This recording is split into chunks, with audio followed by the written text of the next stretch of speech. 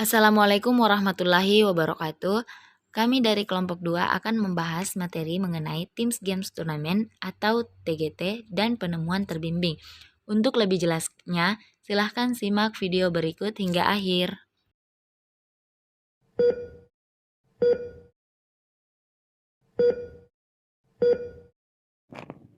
Model pembelajaran Teams Games Turnamen atau TGT adalah salah satu tipe atau model pembelajaran kooperatif yang mudah diterapkan, melibatkan aktivitas seluruh siswa tanpa harus ada perbedaan status, melibatkan peran siswa sebagai tutor sebaya, dan mengandung unsur permainan dan reinforcement. Aktivitas belajar dengan permainan yang dirancang dalam pembelajaran kooperatif model Teams Games Turnamen atau TGT memungkinkan siswa dapat belajar lebih rileks di samping menumbuhkan tanggung jawab, kejujuran, kerjasama, persaingan sehat, dan keterlibatan belajar. Karakteristik model pembelajaran TGT: pertama, penyajian kelas; kedua, kelompok atau tim; ketiga, permainan atau games; keempat, turnamen; dan kelima, penghargaan kepada kelompok. Langkah-langkah penyajian model pembelajaran Teams Games Turnamen atau yang dikenal dengan TGT yaitu langkah pertama yaitu penyajian kelas atau class presentation. Langkah yang kedua yaitu belajar dalam kelompok atau teams. Langkah yang ketiga yaitu permainan atau games. Langkah yang keempat yaitu perlombaan atau turnamen, dan langkah yang kelima yaitu penghargaan terhadap kelompok. Kelebihan model pembelajaran kooperatif tipe TGT atau Teams Game Turnamen. Yang pertama yaitu model TGT tidak hanya membuat peserta didik yang cerdas atau berkemampuan akademis tinggi lebih menonjol dalam pembelajaran, tetapi peserta didik yang berkemampuan akademik lebih rendah juga ikut aktif dan mempunyai peranan yang penting dalam kelompoknya. Yang kedua, dengan model pembelajaran ini akan menumbuhkan rasa kebersamaan dan saling menghargai sesama anggota kelompoknya. Yang ketiga, dalam model pembelajaran ini membuat peserta didik lebih bersemangat dalam mengikuti pelajaran, karena dalam pembelajaran ini guru menjanjikan sebuah penghargaan pada peserta didik atau kelompok terbaik.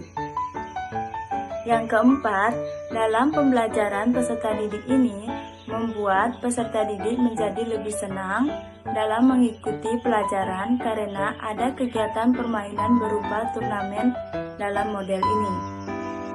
Kelemahan model pembelajaran kooperatif tipe TGT. Yang pertama, dalam model pembelajaran ini harus menggunakan waktu yang cukup lama.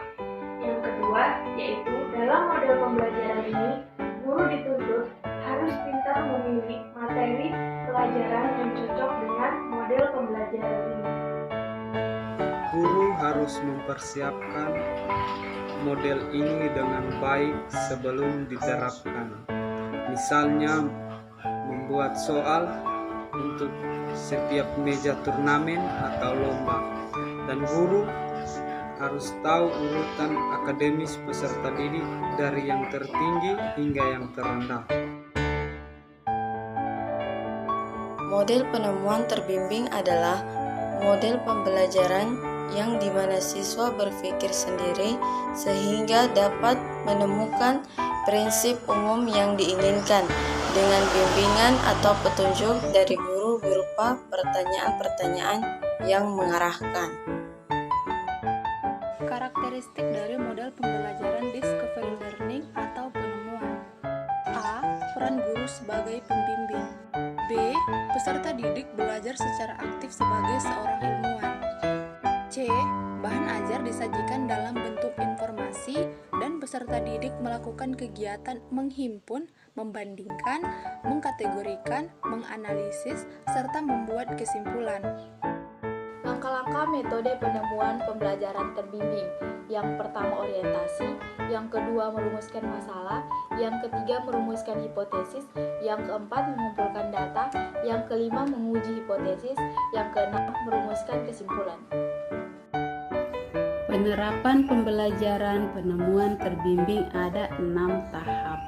Yang pertama adalah stimulation, yaitu pemberian rangsangan terhadap peserta didik. Yang kedua adalah problem statement, yaitu mengidentifikasi masalah yang ada. Yang ketiga adalah data collection, yaitu pengumpulan data. Yang keempat adalah data processing, yaitu pengolahan data. Yang kelima adalah verification atau pembuktian. Dan yang terakhir, yang keenam adalah generalization atau menarik kesimpulan dari suatu masalah yang ada. Kelebihan pembelajaran penemuan terbimbing menurut Marsano dalam Markaban 2006 yaitu 1. Siswa dapat berpartisipasi aktif dalam pembelajaran yang disajikan. 2. Menumbuhkan sekaligus menanamkan sikap inquiry atau mencari dan menemukan. 3. Mendukung kemampuan problem solving siswa. 4. Memberikan wahana interaksi baik antar siswa maupun siswa dengan guru. Dengan demikian, siswa juga terlatih untuk menggunakan bahasa Indonesia yang baik dan juga benar. 5. Materi yang dipelajari dapat mencapai tingkat kemampuan yang tinggi dan lebih lama membekas karena siswa dilibatkan dalam proses menemukannya. Kekurangan pembelajaran penemuan terbimbing menurut Markaban. Yang pertama, untuk materi tertentu, waktu yang tersita lebih lama. Yang kedua, tidak semua siswa dapat mengikuti pelajaran dengan cara ini. Di lapangan, beberapa siswa masih terbiasa dan mudah mengerti dengan model ceramah. Yang ketiga, tidak semua topik cocok disampaikan dengan model ini. Umumnya, topik-topik yang berhubungan dengan prinsip dapat dikembangkan dengan model penemuan terbimbing. Itulah penyampaian materi dari kelompok kami. Atas perhatiannya kami ucapkan terima kasih.